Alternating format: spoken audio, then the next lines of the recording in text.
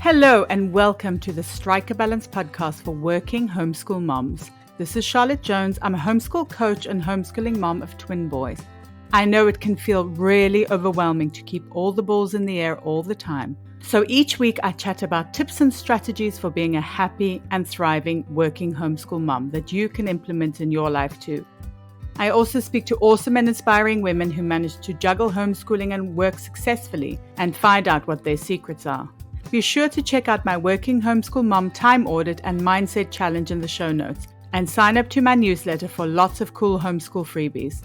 And if you ever need to chat, please book in a session with me. I'm so excited for you to be here and I hope you'll get so much value out of this episode. So let's get started. All right, so today I'm talking to Dr. Tiffany McKinnon-Russell, who is a homeschool consultant, entrepreneur, and author. Welcome to the podcast, Tiffany. I'm so excited to have you here. Thank you so much for having me. Okay, so before we get down to the nitty-gritty, I'd love to warm up with a fun question. If you were to publish your autobiography today, what would be the title and why? So the title of my autobiography would definitely be God Has a Sense of Humor, Finding Joy in the Unexpected. And the reason why I would choose that title is because the life that I'm living today doesn't look like anything I thought I would be living, but it's exactly what I needed. And I realized it was what I was after. I just didn't realize I could have this life in this way. So it's not always easy, but it's really funny how things work together. And the task or the obstacle each day is just finding joy in the things that happen that bring to you what it is that you want, but just in maybe not in the way you expected. Oh, I love that. That's amazing. Yes. Okay. And could you tell us a little bit about yourself? Well, I am a former corporate America member of corporate America, turned homeschooling mom. I'm an author and also an entrepreneur. I wear a few hats. I run an internet marketing and web solutions firm with my husband, and I'm sort of the woman behind the curtain. He's the front guy, and I handle all of the operations and finance things in the background. I also assist families with starting their homeschool journey, and my 10-year-old daughter is an actress, so I oversee her acting career. And so I've been a stage mom, and now I'm a Broadway mom because my daughter's just made her Broadway debut in September of 2021. Oh, that's amazing. Wow, that sounds like a really busy but interesting life. Right. Cool. Sorry. And how long have you been a working homeschool mom? What made you decide to choose to be one? So we've been a homeschooling family, and I've been a working homeschool mom for almost 7 years.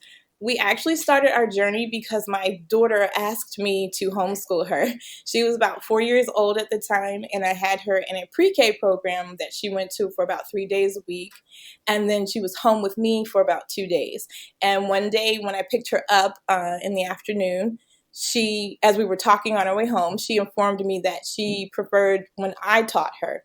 The interesting thing about that is that, as a mom, you're not really thinking of yourself as a teacher all the time. You're just being mommy. So yes, we were spending time together. Yes, I was teaching her things, but I wasn't seeing myself as her teacher. But she was putting the pieces together.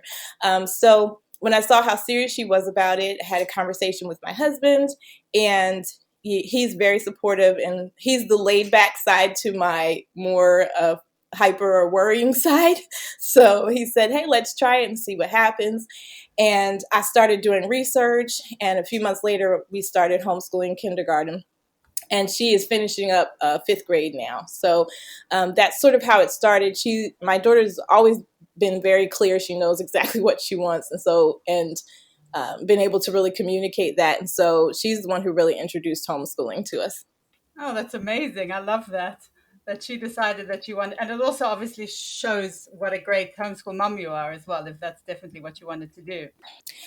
I'm a natural, I think I'm a natural researcher. She sort of turned me into a homeschool mom. I'd like to say she sort of introduced me to that, but I am a natural researcher and lifelong learner and seeker. And I think that really aligns well with the homeschool environment.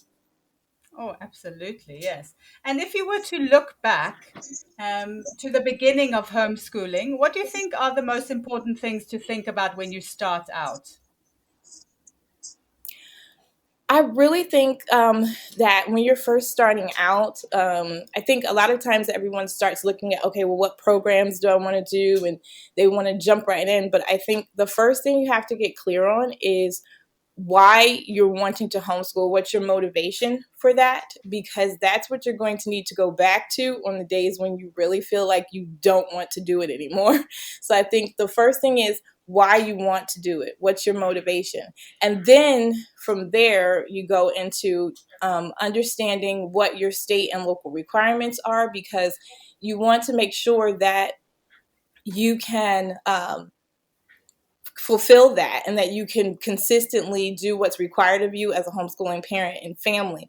I also think it's really important to identify what your actual family dynamic is. And by that, I mean how you naturally flow, how you interact, what are your daily schedules, how do you function on a daily basis, because that determines how homeschooling is going to fit into your life and space. And understanding your child's learning style, that's going to inform what kinds of resources, activities, curricula that you're going to bring in. And lastly, pulling all those pieces together and creating a real plan that fits your family. I always say that homeschooling should fit into the life you're already living and not vice versa. You shouldn't be changing who you are and who your family is and how you function in order to homeschool.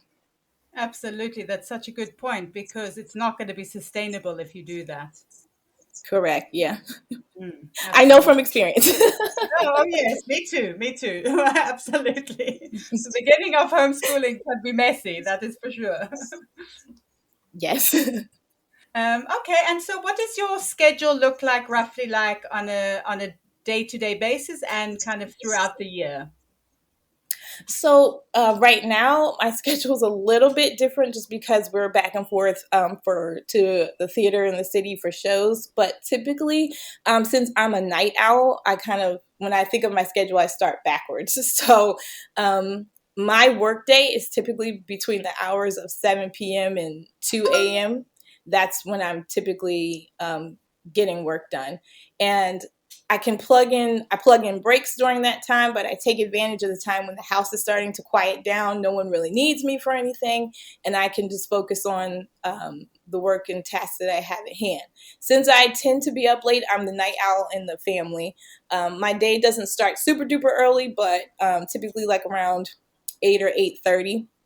And I do a morning prayer and meditation. I check emails, make sure my daughter's had breakfast, and she starts lessons at about 10:30 each morning. Prior to that, she's usually crafting or working on a project.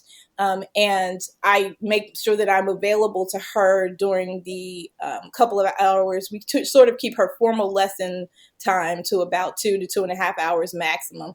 And during that time, I'm available to her as she's working through her lessons, or if there's something we're doing that I'm working with her specifically on. And then during the day, I am typically focusing on household related items, laundry, prepping dinner, following up on, household related calls and things like that. And also I take that time to sort of flesh out some of my work ideas that I'm going to work on later on in the day. But I do find that for me as a working homeschool mom, that working later in the day, because I am a night owl, and that's sort of when my creativity comes alive, is better when I'm working later in the day and focusing on family things during the day when everyone's up and moving about. I think that's kind of the beauty of homeschooling as well, is that you can really schedule creatively and schedule around, like you said, how people function and when you are at your best. I think that's definitely one of the great advantages of homeschooling. Definitely, definitely is. I'm the night owl. My husband is the morning person. So between the two of us, we make it work. Absolutely, yes. And how do you stay organized in terms of fitting everything in and managing to stay on top of things in general? Well, my Google Calendar, Excel spreadsheets, and QuickBooks, my filing system, and the method I use to prioritize things that I need to do are my absolute best friends. So I use calendars to keep our schedules organized so that everyone can see what's happening, and everything's sort of tagged, and the details are there so everyone knows each week and each day what we're looking at. I use Excel spreadsheets to maintain items for both business and personal, and QuickBooks as well for that, to keep all financial information in order, as well as using spreadsheets to keep track of projects and things that I'm working on with my daughter, things we need to complete, things that are in process or that we've completed. And I have my filing system that I use, which is part hard copy, part electronic, that helps me to keep important papers in place where I can get to them quickly, is really important as well. Having a child who's also an actor, there's documentation I have to get to rather quickly depending on how fast she's booking opportunities and things. So that helps me. And then I have a prioritizing method that I use that helps me, so that because I tend to sometimes try to pack my day with lots of things, but this helps me to only focus on what's most important. And I call it my top 7. So each day I use this method to figure out what are the top 7 things that need to happen today. And that's what I focus on for that day. I don't beat myself up if I don't get all 7 things done, but these are the only 7 things I'm focusing on. These are the primary things that need to happen today. And they can be anything. If I'm prepping food for the week, that's one of the main things. If it can be anything, so it doesn't have to be a huge project. It could be even something that someone else might think is minor, but it's important to get done that day. And that's how I try to keep myself focused, because like I said, I tend to pack my days in, and then I want to avoid, exhaustion. So that's how I really use it. Those 4 elements: calendar, spreadsheets, and QuickBooks, filing system, and helping to prioritize what is really important for that day, is really what helps me to stay organized and helps me to keep everyone else organized too. And what is your absolute favorite homeschooling resource and why? I don't actually have what I would call a favorite, but one that I'm really enjoying right now, is the curriculum that we're using, the program that we're using for our primary curriculum, and that is Time for Learning. I really love this program, one, because it is easily accessible, and with my daughter being at the theater, there's times where she can complete lessons backstage, because it's fully online. Also, it really aligns with her kinesthetic learning style, and I like that I can keep track of what she's doing while she's completing her lessons. So I typically would customize her lessons. That's what I'm used to doing a lot of customization. But with the changes in our schedule right now, I was looking for something that would be a good alternative, and Time for Learning really has done that. So that's one of the ones that I'm really enjoying right now, seeing her enjoy her lessons and enjoy learning, and also not feeling like she's losing the elements in her learning process that I like to see there with with how I use customization to do that. And I think, sometimes curricula gets it, or curriculum can get a bad rap, but I think it's also, they're also very useful in terms of saving time, especially for a working homeschool mom, because they can really take away Yes, some I of think the planning and all that kind of stuff. Yeah. Yes, I think, like you said, that sometimes especially when you're seeing homeschooling families that have been homeschooling for a while, and when you're first getting started, I really do suggest looking for a curriculum that will help you to see what are things that you like, and then you can see what you want to customize, or if you even want to do that at all. I do believe that Uh, that curriculum is a very helpful element, and it's something that shouldn't be overlooked or looked down on. It's as a part, no matter where you are in your homeschool journey, it's definitely helping us. So I'm a proponent for it. No, absolutely. I agree totally. And also, but one thing I always suggest is not to be married to a particular curriculum, because I think also when people start out, they're so nervous about not doing enough that sometimes they really double down, even though their kids are not enjoying it. So I always say maybe, yeah, just also be flexible, I guess, with the curriculum as well. I think is a good idea. That's so true. Hmm. All right. Okay. So you did mention that sometimes times get tough. So have you ever wanted to quit? And how did you get through it? Oh, all the time. Especially during our first year, I felt like I was failing daily just because I was doing a lot of seeing what other people were doing. You're doing a lot of research, you're looking at things online, you're joining all these groups, and you find yourself copying what other people are doing, and it just doesn't fit for you.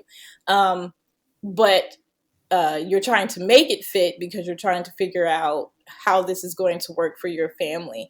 And so, yeah, I think feeling like you don't want to do it or feeling like maybe this isn't right for our family is a common feeling as you're getting started.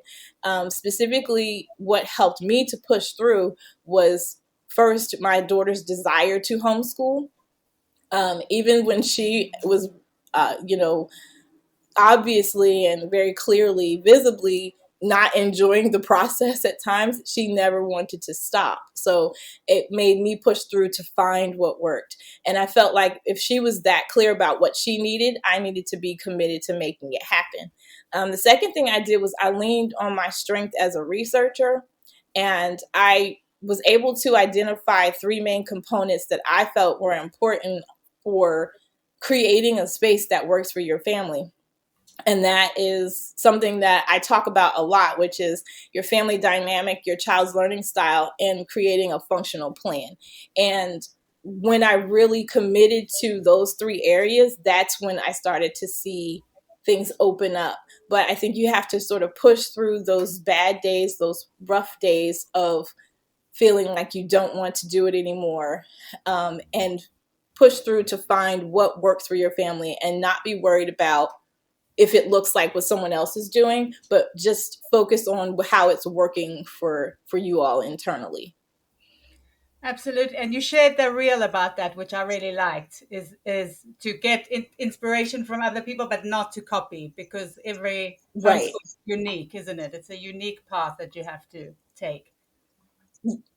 Yes, and I think that's what's sometimes so scary is because it's such a customized environment. It's really what works for your family, but I think sometimes that's a little scary because especially if you're coming out of a more traditional educational environment, you're used to a roadmap or a model that it's supposed to look this way, and in homeschooling that's just not the case.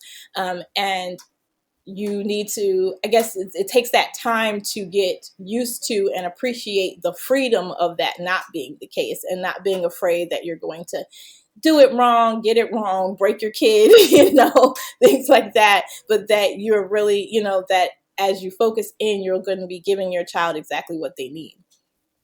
Sure, absolutely, yeah. And so, speaking about being a working homeschool mom, how important do you think mindset is for being a successful working homeschool mom? Mindset is extremely important because you are really needing to, I say each day, daily, ground yourself and focus on the what, the why, and the how. Understanding that as long as you have the what you want to do, the why you want to do it, um, and then understanding that the how may have to be revealed to you as you go and through your perseverance. Homeschooling and working from home doesn't always provide an evenly balanced experience, but you can figure out how to balance it in a way that works for you and works for your family. I also think that a huge mindset piece is not forgetting yourself in the process. And I think as moms, we put everybody and everything before us, and we forget that we are an intricate and important part of the process. And so we have to remember ourselves. We have to remember what our needs are and plug those in as well. And that also helps with that that balance, but understanding what your definition of balance needs to be. And that, I think, is the biggest part of the mindset piece, knowing that I can have both. I can work and I can successfully homeschool my child. I can have a successful business and homeschool my child. I can have a very happy and thriving family and do all these things at once because I understand the needs and function. And that's really what I feel like we as moms can do best, because of the fact that we see everything in such a wide plane and we can understand the needs of others in such a special way, that we're the ones who can create that proper environment. And I feel like that's what's the important thing, is understanding that why, and knowing that the how will come. It may not be right in front of you at that point, but that as you move through and you commit to the process, the how will reveal itself. And you'll find your way into happiness for yourself and happiness for your family. And that brings me to my next question. So what does self-care look like for you? Well, currently, self-care for me looks like a nap. I used to I used to think, I can't go to sleep. I can't sleep during the day. I have to sleep at night when it's bedtime. But now I really prioritize napping, and I listen to my body. And if my body says it needs to rest, then I take a moment to rest. And, you may do a 20-minute power nap, or you may just lay down for 5 minutes to close your eyes, but your body just needs that time to stop for a second.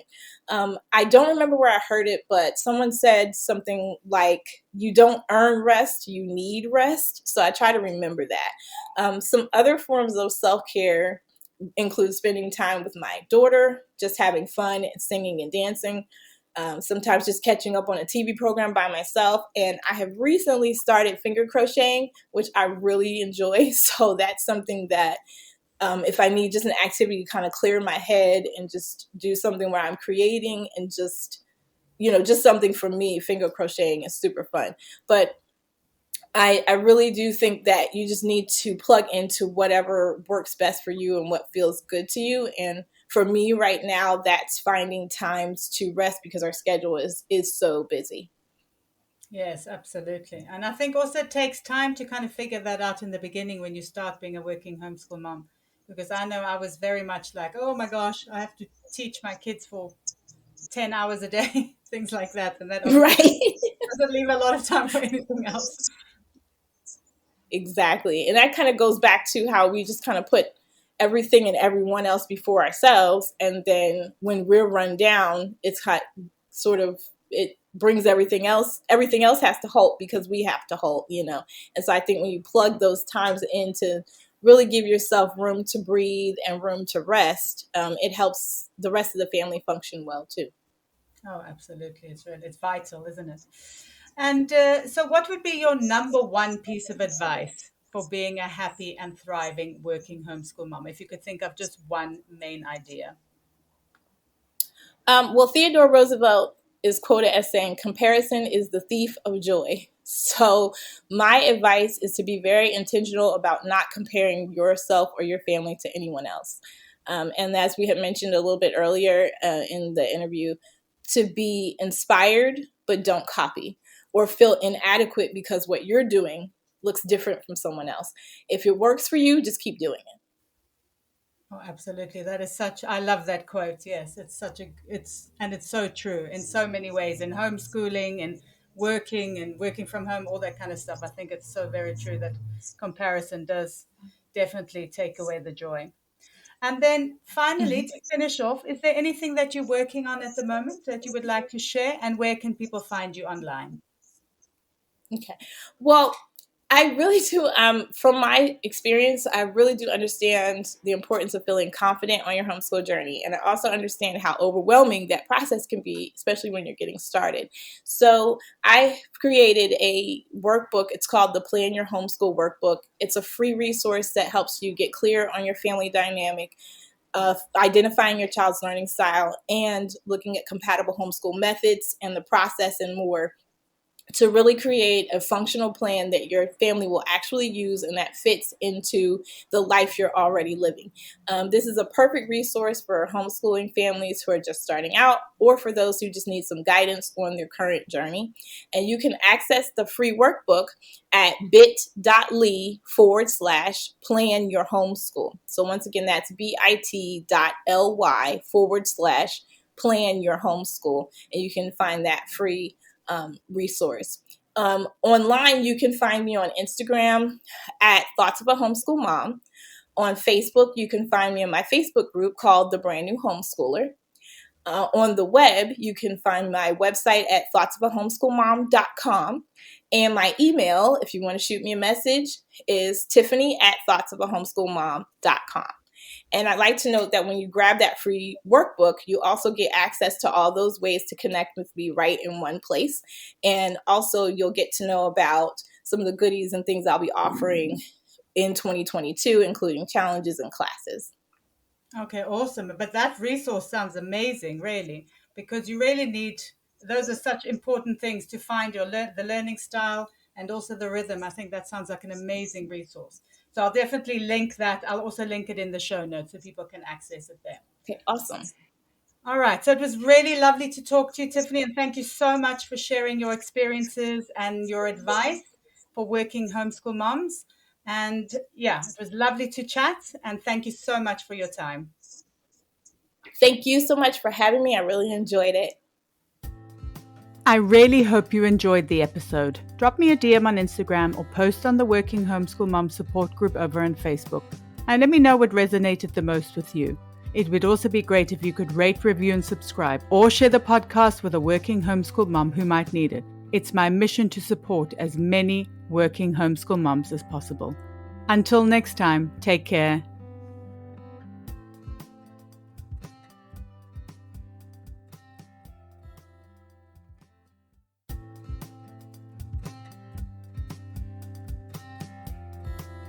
Hello and welcome to the Strike a Balance podcast for working homeschool moms.